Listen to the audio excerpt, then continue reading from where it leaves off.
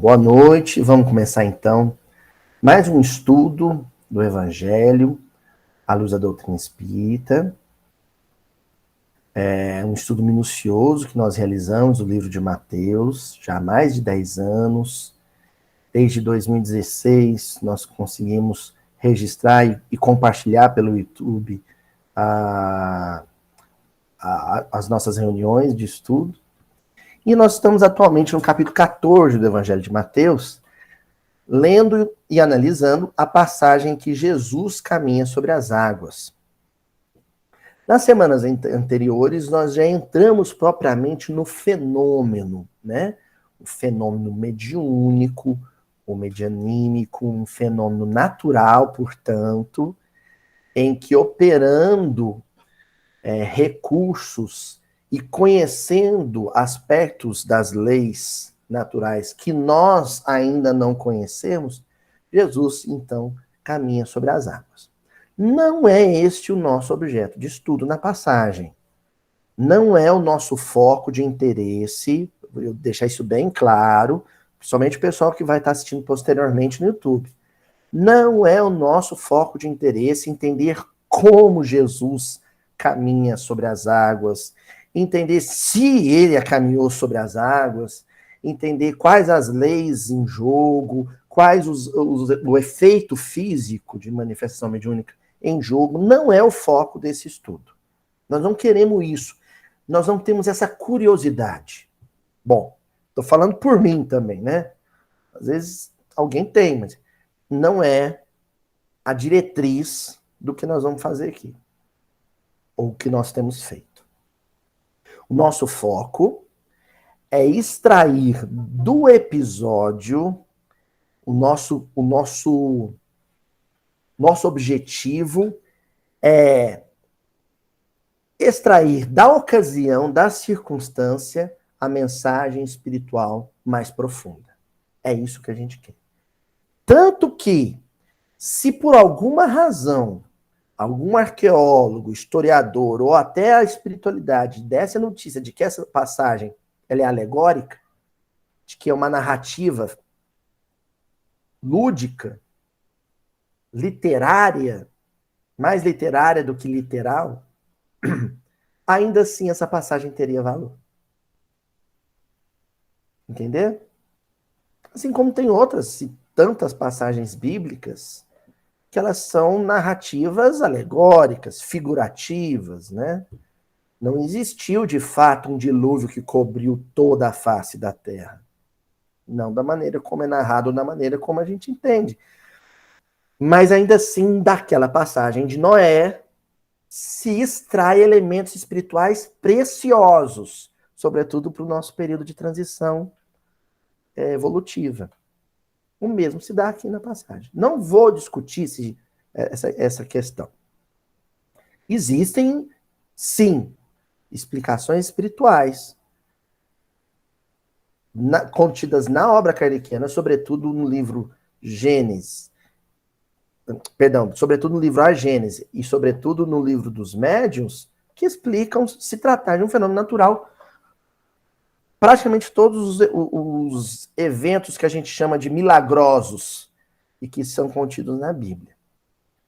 Mas a gente vai focar na questão espiritual. A mensagem espiritual que está ali contida. Nas narrativas anteriores, nos versículos anteriores, no nosso entendimento anterior, a gente já extraiu elementos que são muito preciosos para o nosso dia a dia. Por exemplo, na semana passada, quando Jesus surge dizendo, afirmando para os discípulos que temiam se tratar de um fantasma, né? Quando avistaram Jesus caminhando sobre as águas, ele afirma duas coisas. Tenham coragem, não tenham medo. Resumindo o versículo, né? Resumindo, foi isso. Tenham coragem, não tenham medo. Aí a gente discutiu a semana passada a questão da coragem. Da coragem de sustentar um ponto de vista cristão perante o mundo, sem constranger o mundo. Da coragem de manter o posto de trabalho, manter-se no posto de trabalho onde Jesus nos situou de forma serena, esperançosa e otimista. Dá coragem de assumir-se frágil, nós falamos sobre as nossas fragilidades, nossas dificuldades, eu confessei algumas minhas, mas nós falamos de coragem, que é o que a gente mais precisa nesse momento. Coragem da fé, coragem de ser fiel, coragem de ser leal a Deus. Aconteça o que acontecer, haja o que houver. Resumimos semana passada? Aí então, chegamos hoje no versículo número 28 do capítulo 14 do Evangelho de Mateus, em que Mateus narra o seguinte: em resposta, Pedro disse: Senhor, se és tu, ordena-me ir a ti sobre as águas. Vamos ler mais uma vez o versículo. Senhor, em resposta, Pedro disse: Senhor, se és tu, ordena-me ir a ti sobre as águas. Simão Pedro protagonizou muitas passagens em que ele parece um paradigma do humano trapalhão. Um protótipo do humano trapalhão. Ele é aquilo que em Minas Gerais a gente chama de manoteiro, só dava manota, né? Ele dá manota, Jesus dá réplica. Ele dá outra manota, Jesus dá réplica. Caça encrenca com o colega, caça encrenca com a Magdala, caça encrenca com o João, caça encrenca com o soldado do templo. Então, a gente corre o risco de criar duas versões de Simão Pedro, a versão paulo-esteviana e a versão bíblica. Pelo menos evangélica, né? Porque em Atos Apóstolos ele é o Pedro paulo-esteviano. E não é bem assim. Não existe essa separação tão rígida entre essas duas personas. O Pedro que dava manotas na praia de Cafarnaum e o Pedro que liderou o cristianismo na sua primeira hora. Essa divisão não é tão rígida. Aquele Pedro heróico e diferenciado do Paulo Estevão, ele já aparece ocasionalmente nos relatos evangélicos, dos 4 evangelhos. E o Pedro, amedrontado e frágil, volta e meia, ele visita aquele Pedro do Paulo Estevão. Ele ainda está ali. Estão entendendo? Porque, gente, o que a gente chama de transformação não é um estalo de dedos assim, da noite para o dia. Não é assim. Né? É gradativo, a gente vai se desvencilhando do homem velho e vai assumindo as vestes do homem novo gradativamente, lentamente. Entendeu? Então, essa é uma das passagens em que a gente já pode vislumbrar nos evangelhos um Pedro heróico. Um Pedro que representa o protótipo, o paradigma do cristão corajoso e fiel. O cristão que está dentro de um barco frágil, de madeira e junco, olha só, madeira e palha, num mar revolto, porque apesar de ser tecnicamente, hidrograficamente um lago, mas tinha uma dimensão que parecia um mar, né? Um mar revolto, vento e água sacudindo o barco. Só isso em si já daria um pânico em qualquer um de nós. De repente, no meio da madrugada e no meio da tempestade, vê alguma coisa que ainda era mais assustadora. Um homem caminhando sobre as águas.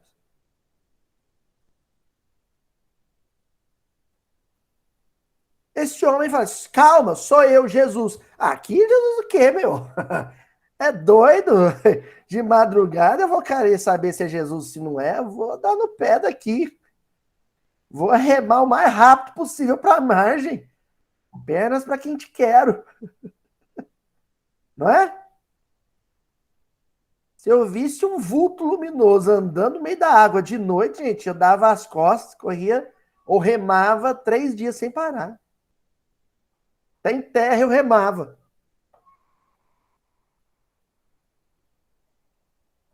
Pois ele faz uma afirmativa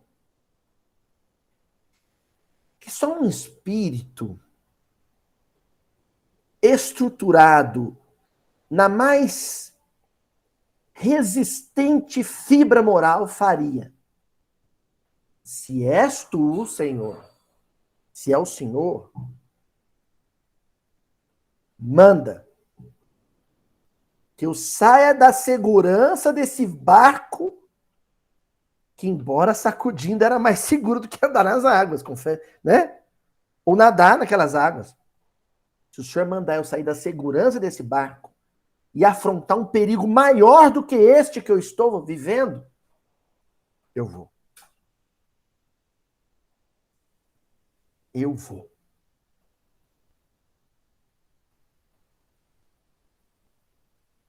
Não é brincadeira, hein? Barco sacudindo.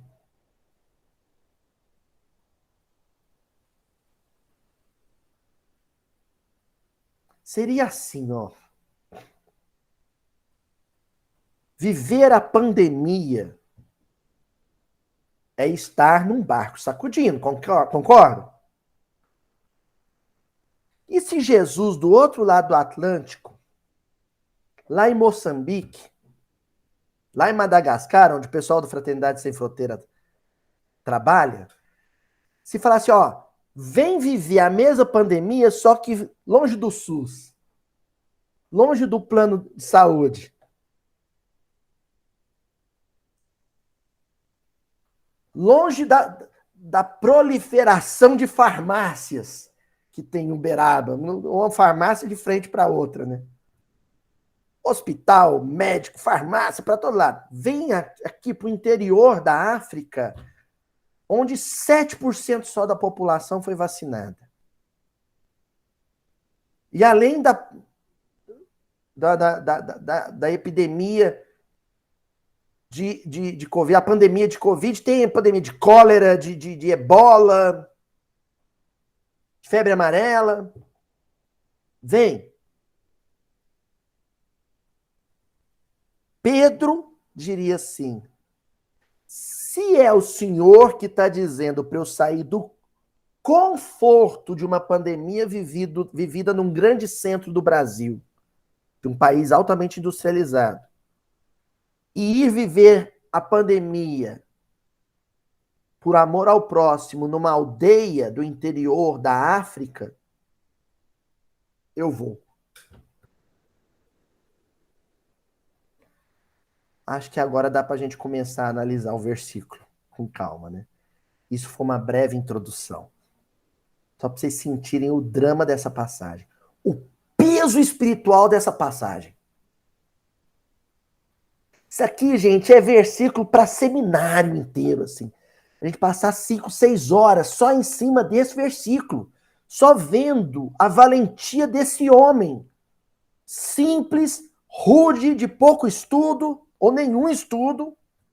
Esse pescador do interior da Palestina, que era a província mais pobre do Império Romano. O grau de valentia desse homem.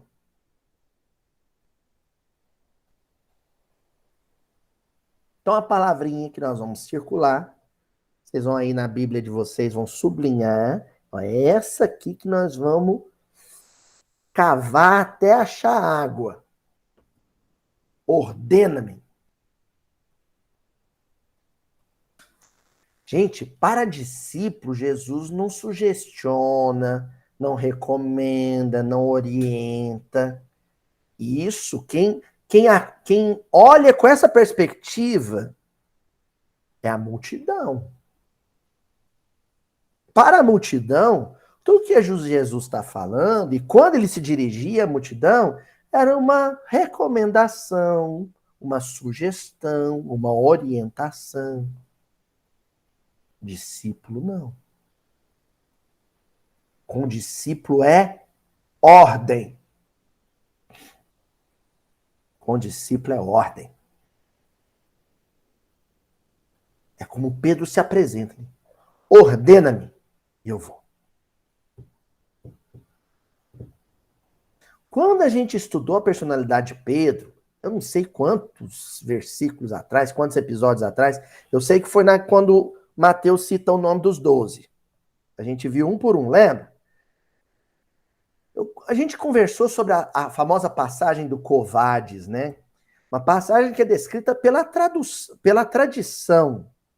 Ela não está descrita de uma forma explícita nas escrituras. É a tradição. Mas uma tradição que depois foi chancelada pela obra de Chico Xavier, sobretudo no livro Antologia Mediúnica de Natal, que tem lá uma narrativa de Humberto Campos lindíssima sobre o desencarne de Pedro, né? Que é a famosa passagem do Covades, né? Quando Nero começa aquela perseguição, que é justamente a perseguição que a gente estudou algumas semanas da execução de Paulo, Pedro também é perseguido, né? Só que o movimento cristão de Roma fala assim, o senhor e Paulo não podem ser presos. Se vocês forem presos e executados, o cristianismo morre com vocês. É o que eu pensava. Então eles dão um jeito de Pedro fugir com a família de Roma. Ele estava residindo em Roma. Vaza daqui, vai embora. Então disfarçam Pedro. Ele se disfarça, né, com a família, para não ser reconhecido. E ele está indo embora pela Via Ápia, né, uma das principais vias de acesso a Roma. Ele está indo embora para tomar o porto e ir para a Palestina, fugir. Certamente o Porto Puzzoli, né? Onde é Nápoles hoje. E aí, que ele olha na beira, assim, da Via Ápia, né? Que está lá até hoje. Ele vê um pastor. Fisicamente era um homem que ele não conhecia, mas o olhar não enganava, né?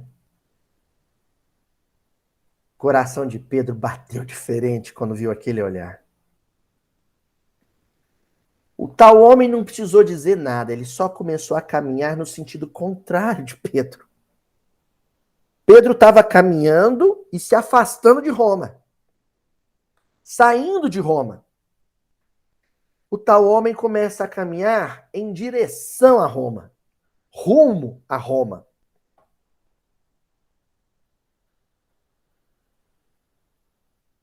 Mas antes de avançar mais, virou para Pedro e fez uma pergunta para Pedro.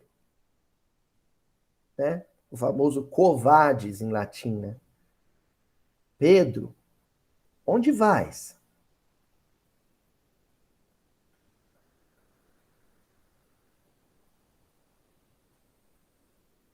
Pedro fala, Senhor, estou fugindo da perseguição em Roma. Estão querendo me pegar.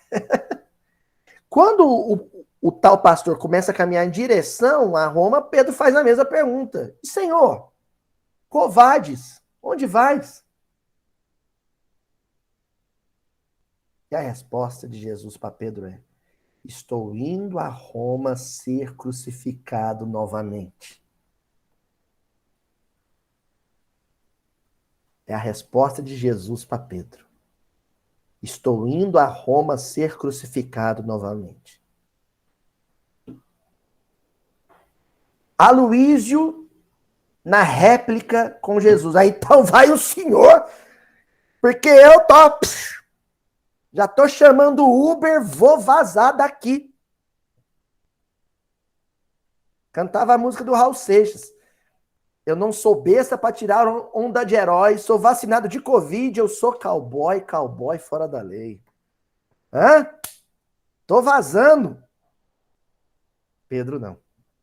Pedro fez o meia volta. Vou ver se o senhor está indo para ser crucificado novamente, eu vou junto. E foi. E porque não se julgava digno de ser crucificado como Jesus, foi crucificado de cabeça para baixo. Ele pediu. E sofreu mais por isso.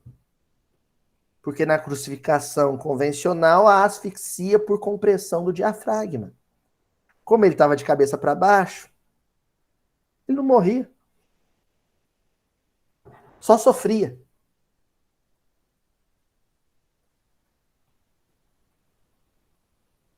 Mas nós vamos começar essa conversa sobre a ordem que Pedro cumpre de sair do barco e afrontar o temor das águas, com uma passagem do Velho Testamento, hein? Lá em Gênesis, no capítulo 22 do livro Gênesis, do Velho Testamento. Nos versículos 1 e 2, a famosa Akedah de Isaac, em hebraico, né, que quer dizer o sacrifício de Isaac. Então, um resumo da passagem. Deus ordena a Abraão que pegue um cutelo, uma ferramenta lá de sacrifício, pegue lenha para acender o fogo e pegue o corban, né? A oferenda que ia ser sacrificada. Só que a oferenda não era uma ovelhazinha. Era o filho dele, Isaac.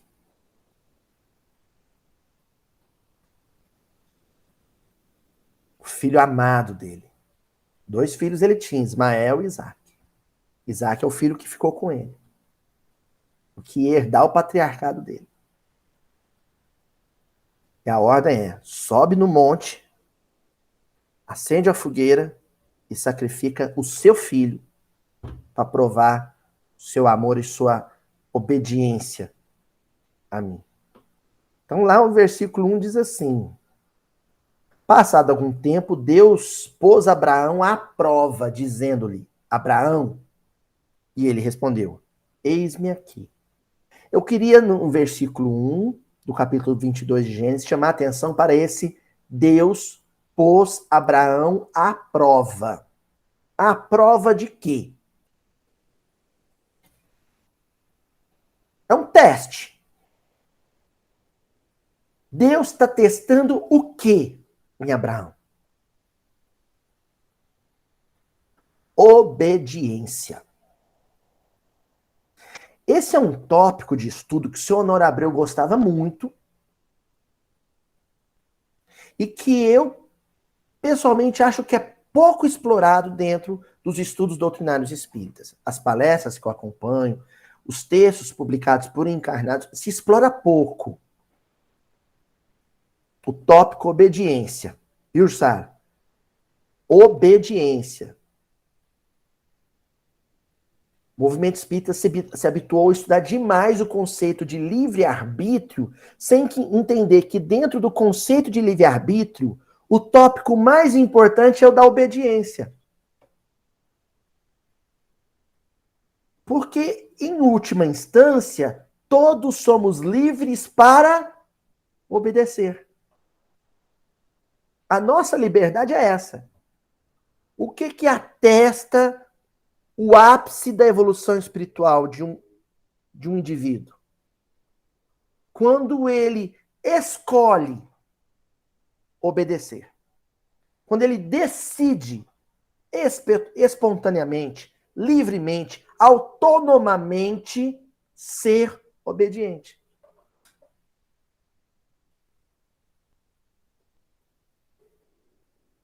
Deus dá uma ordem que pode ser obedecida ou não. Qual foi a ordem para Adão e Eva? Não coma o fruto da árvore do conhecimento do bem e do mal. A Eva obedeceu? Não. Não obedeceu. Abraão decidiu. Ele escolheu obedecer. E aí o versículo 2 diz assim: então disse Deus, tome seu filho, seu único filho, Isaque, a quem você ama, e vá para a região de Moriá. sacrifique-o ali como holocausto num dos montes que lhe indicarei.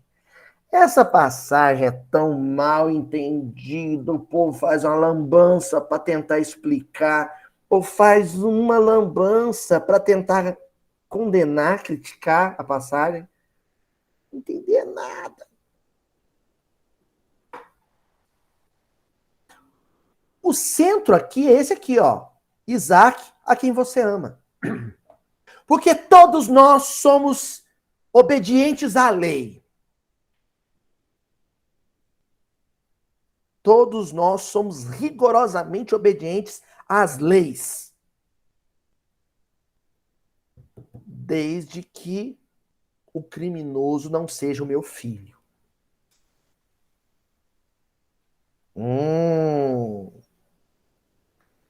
As regrinhas da escola eu sigo todas. Fico lá na porta da escola, olha lá, a diretora mandou vir sem boné, o moleque veio de boné.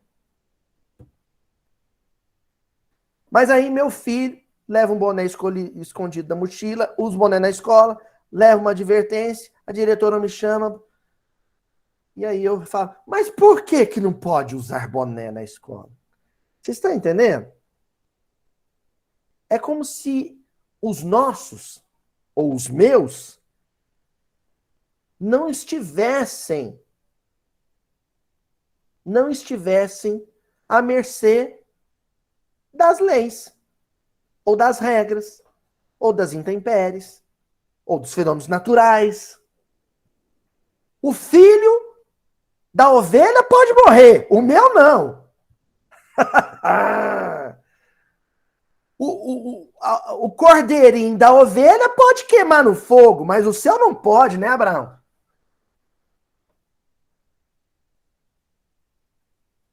A questão é essa. Quando eu penso em sacrifício, quem é que eu não quero que se sacrifique? Ah, eu acho tão bonito Médicos Sem Fronteira, viu, Tânia? Eu vi outro dia um documentário, aqueles jovens recém-formados, indo lá para a guerra, lá no Oriente Médio, na Síria, socorrendo no meio da bomba. Que coisa linda, que jovens idealistas. Até que o meu filho termina a faculdade de medicina. Eu estava com dinheirinho guardado para montar o consultório dele. E meu filho fala, pai, quero entrar para o Médico Sem Fronteira. O quê? Você vai jogar todo investimento que eu fiz na sua formatura fora. O que você vai fazer lá, menino? Porque o filho do outro pode se sacrificar, o meu não. Nessa passagem, o que Abraão faz é a dor que chegar aos outros pode chegar no meu também. Se o cordeirinho filho da ovelha pode sangrar, o meu também pode sangrar. Não é para entender isso aqui literalmente. Óbvio que pai que vai querer matar o filho em sã consciência e que Deus de amor que mandaria isso. Não é. Tanto que imediatamente o anjo falou assim, calma, Abraão. Era só um teste. Eu vou resumir a Akedat Isaac da seguinte maneira. Eu já contei essa história, mas há tanto tempo. Nós já estamos com 10 anos de atividade, né, gente? Então já tem coisa que eu contei há 10 anos atrás, né? Uma vez eu estava em Ribeirão, na casa do meu tio, presenciando as coisas mais... A moça trabalhava na casa em frente ao prédio do meu tio, serviço geral, né? Na limpeza. E ela estava lavando a calçada com a mangueira.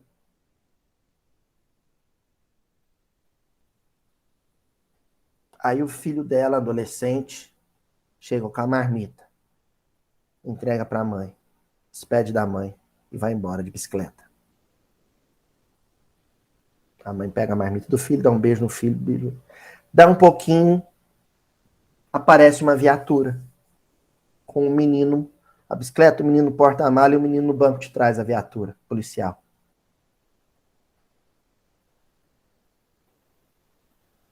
Da sacada do prédio do meu tio, a gente acompanhando a cena. Senhora, você conhece esse menino? Está dizendo que conhece a senhora. Sim, policial, é meu filho. Ó, nós pegamos ele aqui no parteirão de cima, tentando quebrar o vidro de um carro. Ele é de menor, ele é filho da senhora? É senhor policial. O senhor pode fazer o que for preciso fazer.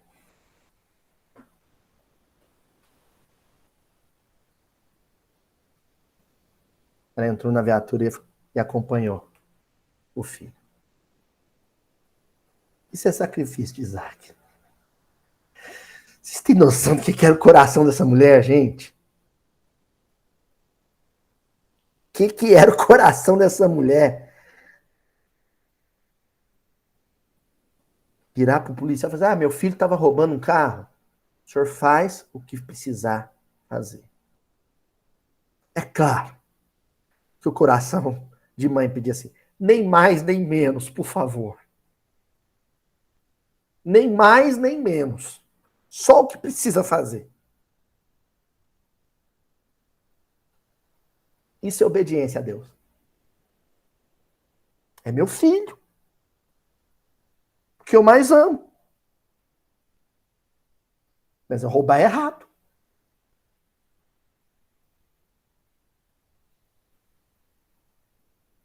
Ah, mas quanta gente daria um jeitinho. Pegaria as economias todas e chamaria o policial no canto. Vem cá, policial, vamos conversar. O senhor está querendo um presente? O que dá para fazer para aliviar? O menino é novo. Eu dou um corretivo em casa. Ou então, policial, eu vou ali conversar com o meu patrão, que ele é promotor, ele é juiz. Vou ali conversar com o meu patrão, só um minutinho.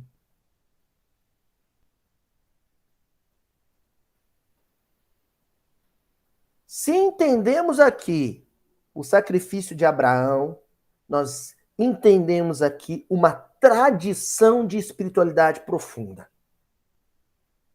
O alicerce, a base da espiritualidade que Abraão inaugura na terra é a obediência a Deus. Pedro é um filho de Abraão, Ben Abraham. Ele é um descendente dessa tradição de espiritualidade profunda. Aquela obediência dele no barco é uma obediência abraânica. É uma obediência de filho da raça. Assim como Jesus disse de Zaqueu, eis aqui um filho de Abraão, ele deve ter pensado, esse aí é filho de Abraão mesmo, Pedrão. Esse não nega a raça. Nós estamos falando de um conceito espiritual, de uma comunidade de espíritos altamente influenciados por esse gênero de obediência de fé. Essa é a raça. Tem cara no Japão, no Brasil, onde for. Provou esse nível de fidelidade a Deus, de obediência aos desígnios de Deus, é um filho de Abraão.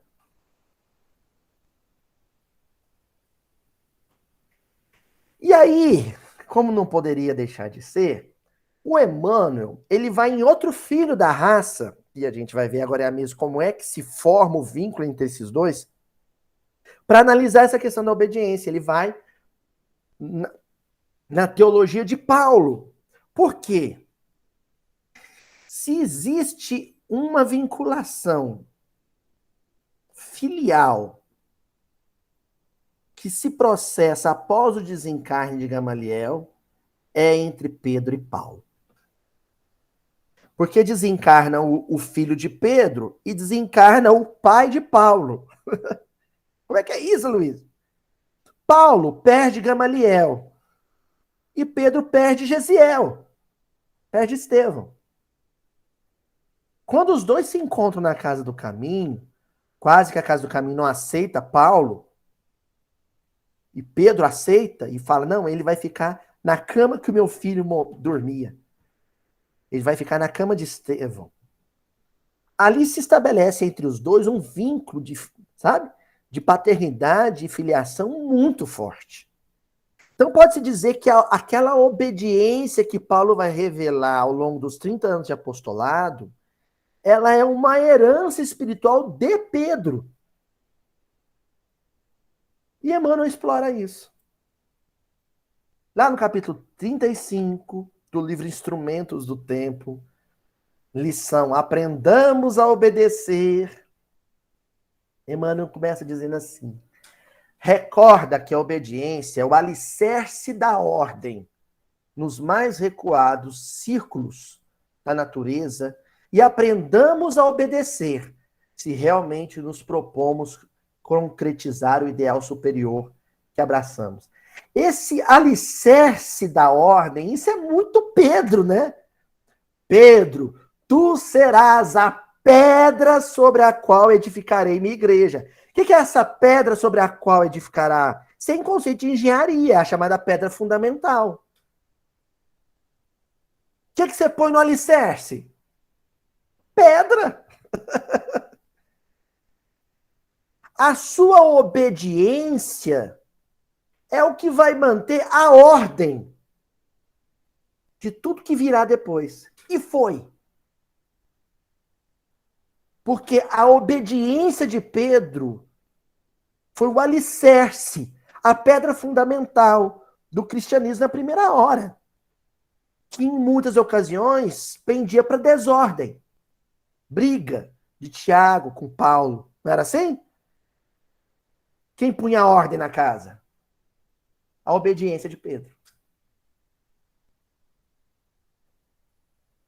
Emmanuel está ele tá exaltando isso e convidando a gente a esse nível de obediência. Aprendamos a obedecer, porque a obediência é um aprendizado.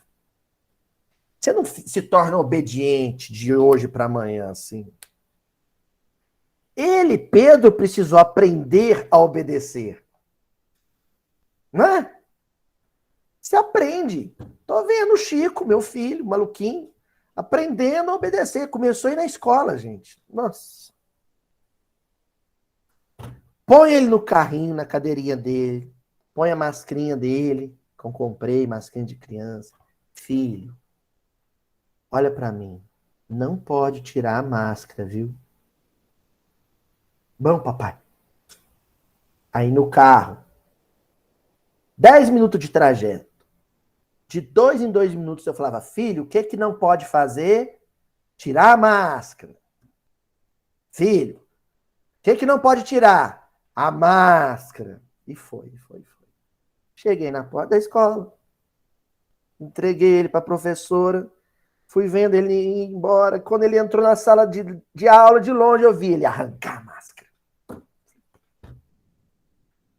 Ah, meu Deus do céu. Quando eu vi, eu dei um grito. A Juliana morreu de vergonha. Ah, miserável, eu te falei, Francisco, para não tirar a máscara. E ele tirou a máscara. É a gente, no plano espiritual. Nosso avalista reencarnatório, filho, o que, que não pode fazer? Botar a mão no dinheiro público. A gente fica 40 anos no mundo espiritual esperando para reencarnar. De 10 em 10 minutos. Um benfeitor fala: não pode pôr a mão no dinheiro público, no dinheiro do outro. A gente reencarna, desvia a verba da empreiteira, bota a mão no dinheiro dos outros. E a espiritualidade lá em cima. Repetimos 1000 vezes para ele não fazer isso. Ele fez. Desobediência. Isso se aprende, gente. Agora já tá uma gracinha. Ele não tira a mascarinha. Fica bonitinho com a máscara. O Chico tá aprendendo a obedecer. Ó, continua Emmanuel. Não ouvides que no cristianismo é preciso confiar o coração ao divino artífice, que é Jesus, para que a nossa existência lhe receba a santificante vontade. Então, a obediência é um voto de confiança. Eu me lembro, já contei isso aqui também, eu gosto de repetir. A gente vai ficando velho, vai ficando repetitivo, né? Mas eu vou repetir. Quando eu tava com medo de ser operado, né? Da coluna, quem não tem medo de ser operado da coluna, de tirar né? Tirar um disco, um pedaço do seu disco vertebral, eu morrendo de medo, no telefone com a Ila, e ela falou assim, mano, dá um voto de confiança para Jesus. Aí eu falei para ela, mas, Iwan, eu vou tomar anestesia geral, nunca tomei isso. A gente quer ter o controle de tudo, né? A gente quer estar na segurança dentro do barco. Aí ela me falou, sai do barco e anda nas águas em direção a Jesus, aprende a andar nas águas, sai da segurança da lucidez, se entrega. Então, tomar aquela anestesia geral para mim na cirurgia, acho que eu contei isso em Recife, numa palestra em Recife, numa ocasião. Tomar aquela anestesia foi como sair do barco, foi dizer, Jesus falou para mim de dentro da sala de cirurgia, vem! Eu falei, se é o senhor que está me chamando, eu vou. Se é o senhor que vai aplicar essa injeção, manda ver. Se é o senhor que vai né? Se eu vou entrar na faca e quem vai segurar a faca é o senhor, tamo junto. Vamos. Vamos mesmo. E fomos. Obediência. Mas eu fui aprendendo isso a duras penas. Não aprendi direito ainda tem que... Às vezes eu vou ter que entrar na faca umas vezes, mas... E encerra essa lição, Emmanuel, dizendo assim: obedecendo a Jesus e conformando-nos à verdade que ele personaliza em seu exemplo de amor e luz, converter-nos-emos de beneficiários em aprendizes, e de aprendizes em servidores fiéis da sua doutrina de redenção no curso do tempo incessante. Então, à medida que aumenta o nosso nível de obediência, à medida que se consolida o nosso nível de obediência, a gente sai da condição de multidão para discípulo, de discípulo para apóstolo. Quem é um apóstolo? Quem não tem vontade própria mais. Ele abriu mão do livre-arbítrio. Ele usou o livre-arbítrio para abrir mão do livre-arbítrio. É o apóstolo. Não sou eu mais quem vive, é o Cristo que vive em mim. Quem anda quando eu ando é o Cristo. Quem fala quando eu falo é o Cristo. Porque nada em mim se diferencia, se distingue de Jesus mais. O apóstolo. Quem vê Jesus vê a Deus, quem vê a mim vê Jesus. É o que pode dizer um Chico Xavier. É o que pode afirmar um Chico Xavier. Vamos agora dar um pulinho no livro Pão Nosso. Essa é uma pergunta dura, hein? No capítulo 16 do livro Pão Nosso, o Emmanuel pergunta assim: a quem obedeces? Porque essa desenvoltura de Pedro para obedecer Jesus, nós a temos também. Mas há outros senhores. Essa desenvoltura que Abraão tinha para obedecer, essa destreza que Abraão tinha para obedecer a Deus, nós também a temos, mas para obedecer a outros deuses. A quem obedecemos? Quem manda em mim? Quem faz assim? E eu vou.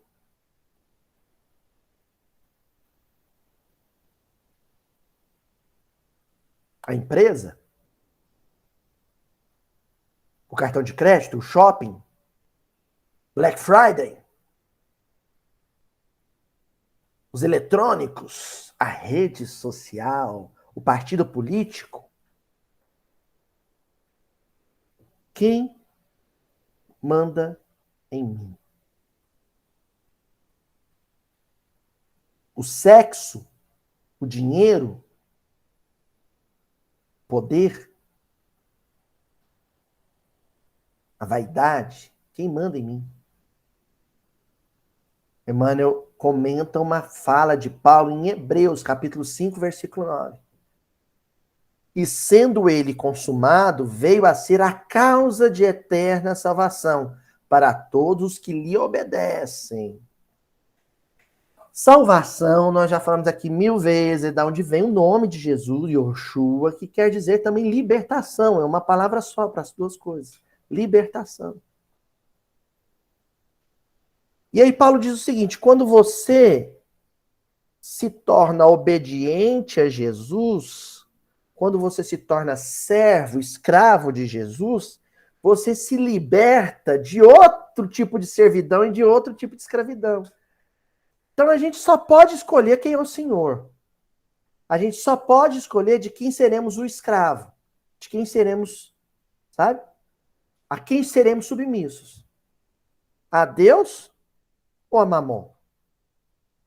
Ou um ou outro. Me escravizei ao mundo, me afastei de Deus. Me escravizei a Deus, me libertei da escravidão do mundo. Agora, esse processo, a gente está falando aqui, parece fácil, mas não é.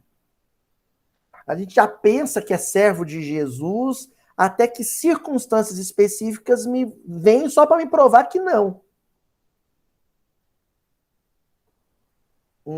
Eu sou mais apegado a isso do que eu imaginava, olha só.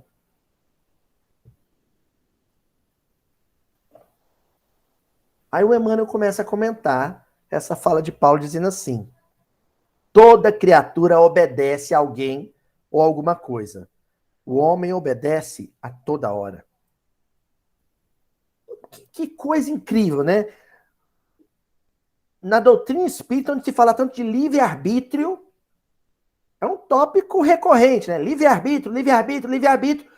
Um dos maiores professores de doutrina espírita fala assim: o homem obedece o tempo inteiro. Ele está dizendo, quem disse que a gente é livre como a gente imagina que é? Quando a gente acha que está fazendo uso do livre-arbítrio, na verdade não estamos. Na verdade, estamos obedecendo. Por que que o fulano escolheu o caminho do álcool? Ah, porque ele fez uso do livre-arbítrio dele, ele decidiu. Mentira. Ele não é livre coisa nenhuma, ele é escravo, obedece a quem? Ao vício.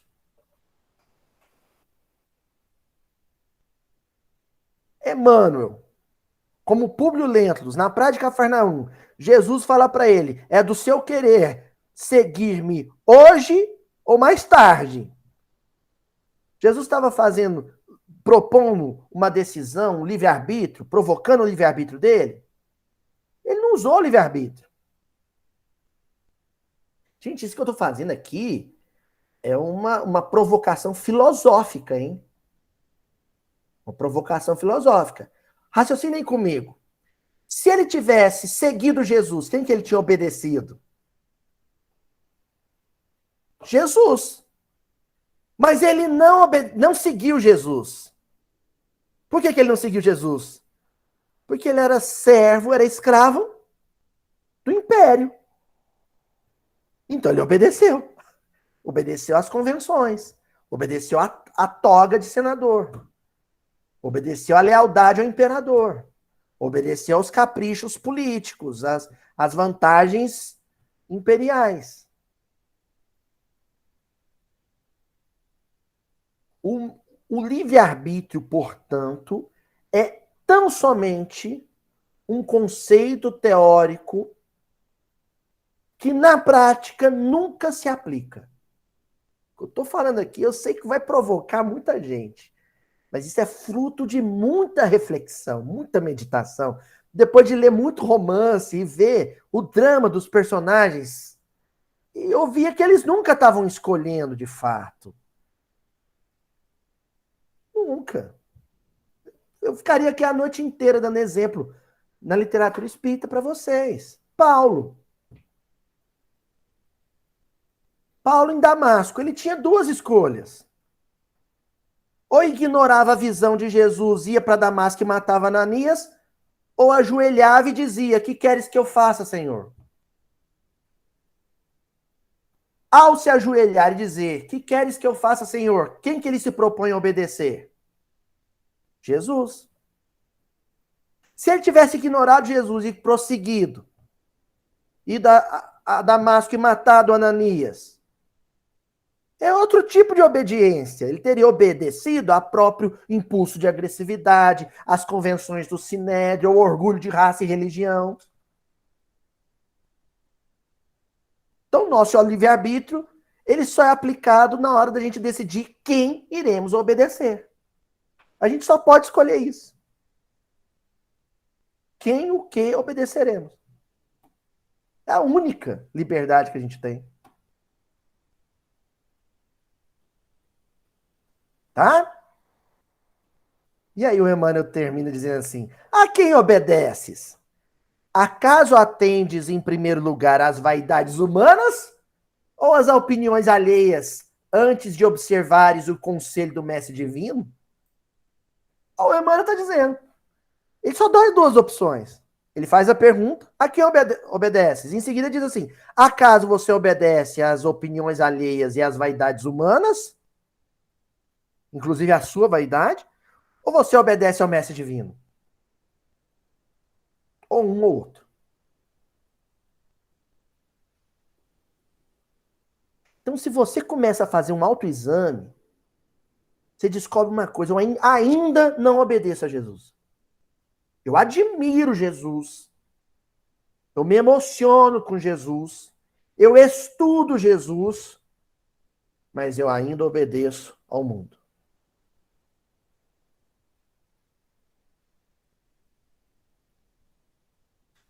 Tanto, que muitas das coisas grandiosas que nós fazemos dentro do movimento espírita, o fazemos por vaidade. Por glória vã. Mendigando aplauso.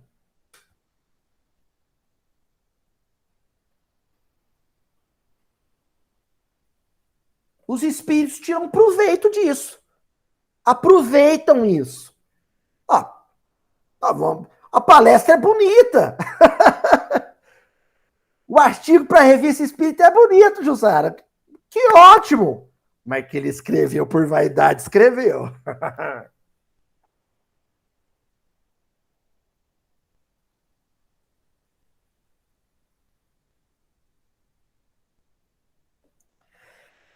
E aí nós vamos encerrar hoje com o livro Paulo Estevam.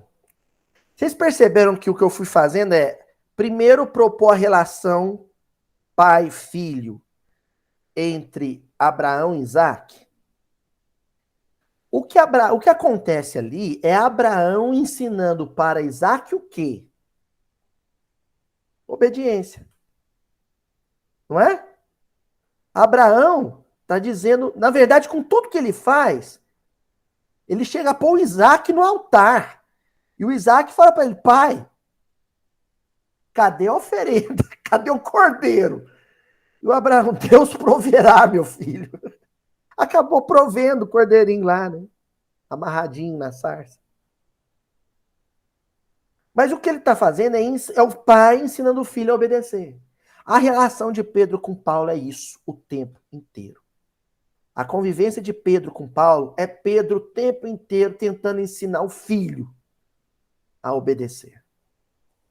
E agora nós vamos para uma passagem do Paulo Estevam que é exatamente isso. Que passagem é essa? Então, lá na segunda parte do livro Paulo Estevam, no capítulo Lutas pelo Evangelho, tem um drama sendo vivido. Aquilo que é meio teológico e filosófico na passagem do Akedah Itzhak, aqui a gente vai ver na prática. Talvez vocês estejam carentes disso, pedindo isso para mim. A Luiz, 10 exemplos concretos. Então, vamos lá. Tiago recebia fomento para manter a casa do caminho vindo do Sinédrio. O Sinédrio, a escola farisaica do Templo de Jerusalém, em Jerusalém, bancava a casa do caminho, porque a casa do caminho estava sem recurso. A miséria em Jerusalém era tamanha.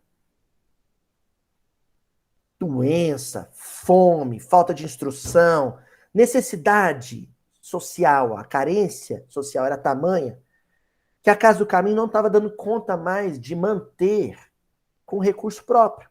Então, Tiago recorre ao Sinédrio, aos doutores. E os doutores impõem uma condição. Tá, a gente ajuda. Desde que estes que são beneficiados, antes de serem cristãos, sejam judeus. Se for gentil, se for estrangeiro e não passou pela circuncisão, vai ter que ser circuncidado.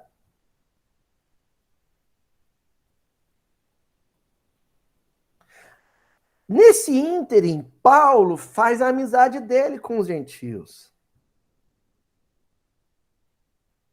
Em função, inclusive, de buscar recursos para que a Casa do Caminho tivesse autonomia financeira, ou seja, sustentabilidade econômica, não precisasse mais de recurso nenhum. Ele sai com a sacolinha, falando, gente, quem tem que manter a principal casa cristã é o cristianismo. E faz muitos amigos gentios. Os recursos vêm da gentilidade, ele vai para a Ásia Menor, vai para a Grécia, né? Quando ele volta com um amigo Tito, que é um gentil, que é um grego. E aí Tiago, como coordenador dos trabalhos da Casa do Caminho, fala assim, olha, esse seu acompanhante, o Tito, Paulo em Jerusalém, né? Para participar das nossas reuniões, para participar das atividades aqui na Casa do Caminho, ele precisa ser circuncidado. Paulo falou assim, mas isso é um desrespeito. Paulo não engole isso. Mas isso é um desrespeito à origem étnica dele, à religiosidade dele. Isso é uma manifestação exterior, superficial, litúrgica. Isso não é o que Jesus ensinou. Tiago de um lado, Paulo do outro. Quem que é chamado para dar o veredito? Pedro. Pedro tem que dar o veredito. E não é que Deus vira para Pedro e fala assim, eu preciso que você prove meu amor sacrificando um filho. Pedro provou amor a Deus sacrificando o filho dele, Paulo.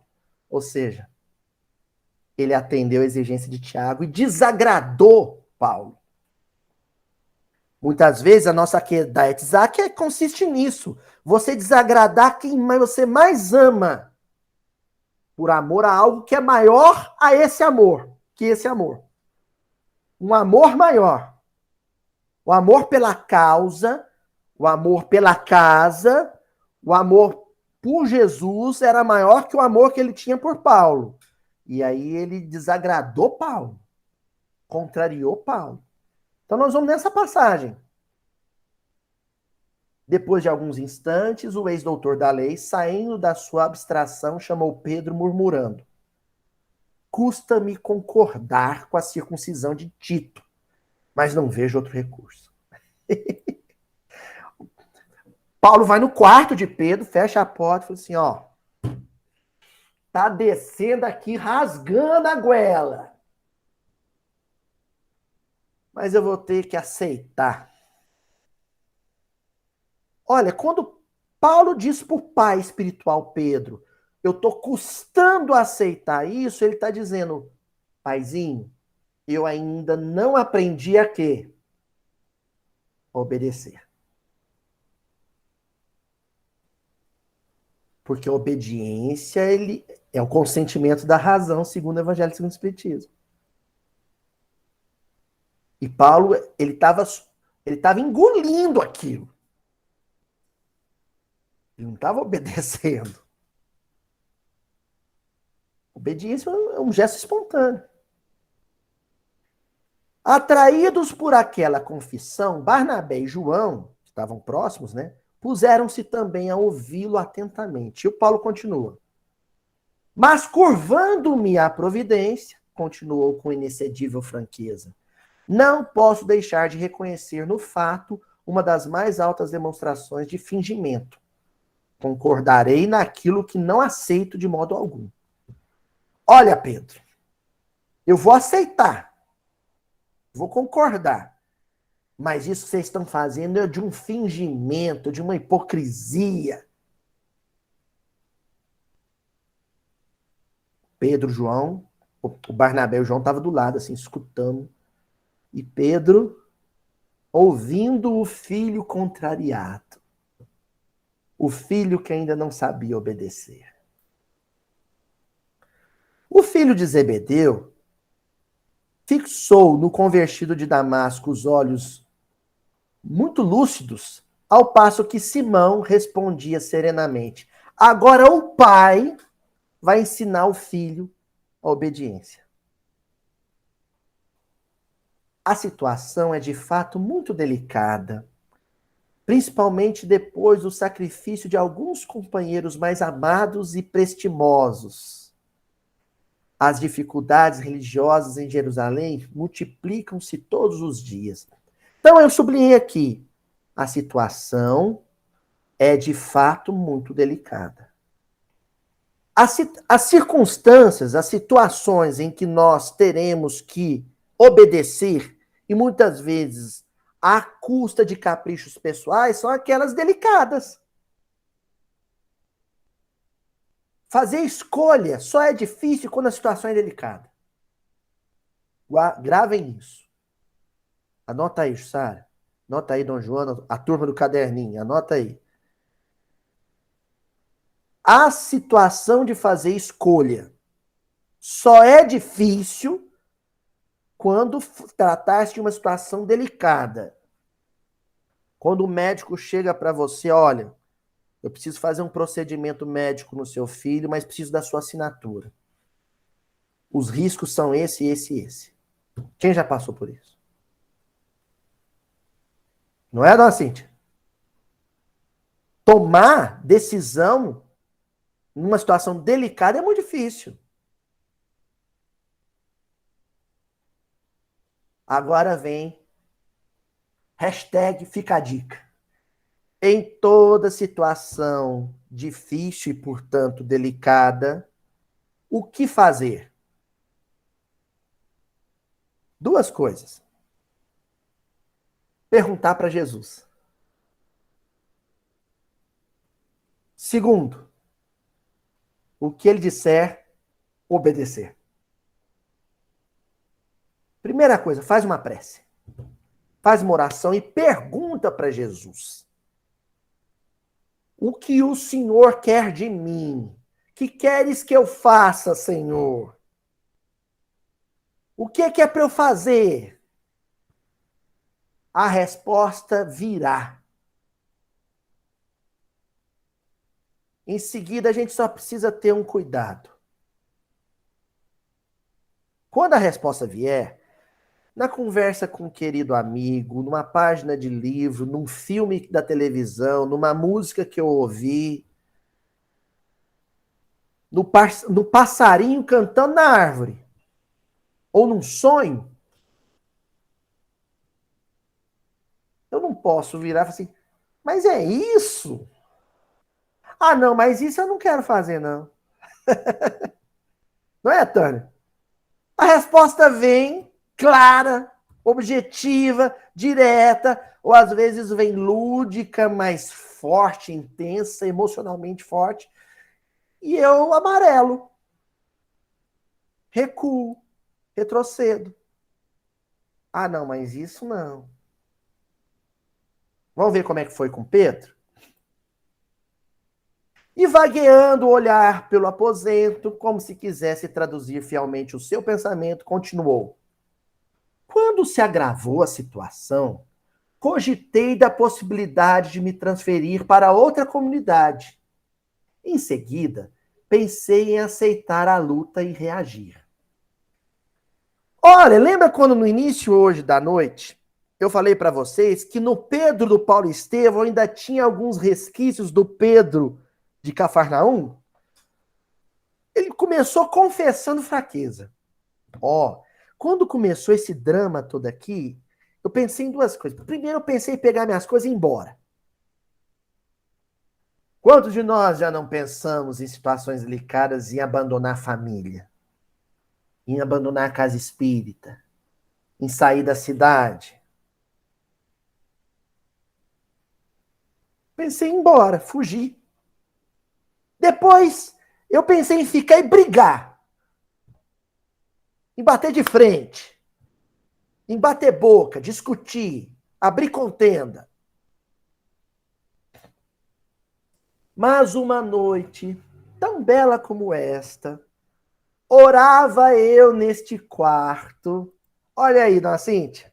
Orava eu neste quarto. O que ele fez? Perguntou para Jesus: Senhor, o que eu faço? O que é para eu fazer, Jesus?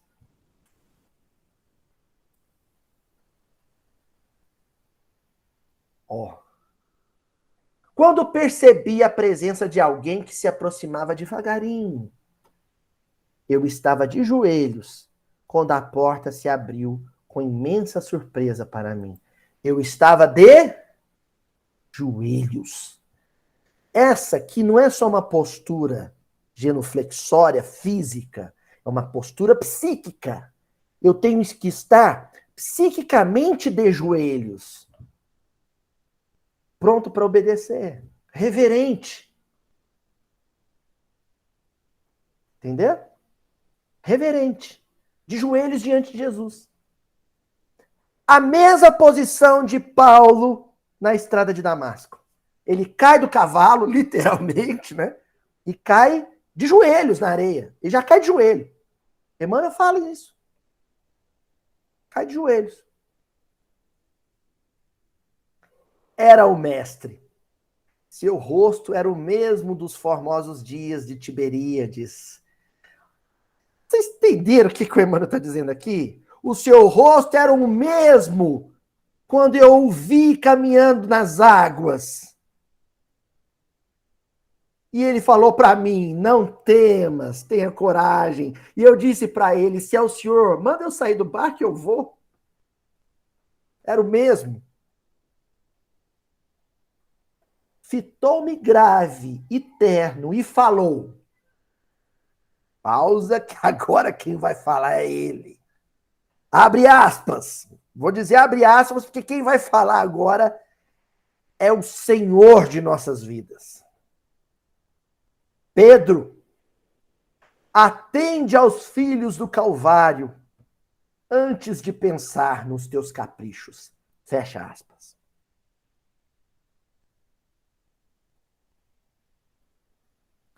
Pedro, não pense no orgulho religioso de Tiago. Não pense no personalismo de Paulo. Pedro, pensa no choro daquela viúva, na fome daquela criança, no gemido daquele doente. Pensa nos filhos do Calvário.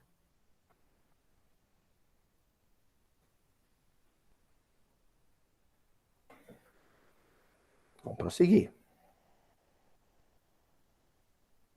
A maravilhosa visão durou 1 minuto, mas logo após, pus-me a recordar os velhinhos, os necessitados, os ignorantes e doentes que nos batem à porta.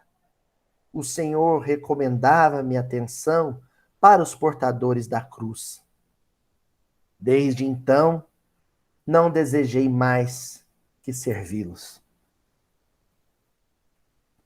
Eu não desejei mais que servi-los. Eu não tive outro desejo. Desejo é vontade própria. Dever é vontade de Deus cumprida. Desejo é vontade pessoal reclamada, exigida. Eu deixei de desejar. Eu deixei de querer. Aliás, a única coisa que eu passei a querer e desejar é o bem de quem sofre. Então vamos, de uma maneira concreta, exemplificar isso aqui, por exemplo, no contexto da pandemia. Eu tenho falado aqui muitas vezes sobre a vontade, o querer, o desejo que nós temos de fazer essa mesma reunião dentro de um salão, fisicamente. Não é? Qual que é a vontade de Deus? Não, não pode. Então eu vou obedecer. E de repente, como é um consentimento da razão, a obediência, você para e pensa, mas espera aí, é os poderes do Espírito. Paulo, quando não pôde estar fisicamente com os amigos, ele usou o quê? O pergaminho e a pena. As epístolas. Nós usamos o MIT. Porque para satisfazer a necessidade do Espírito, basta a palavra.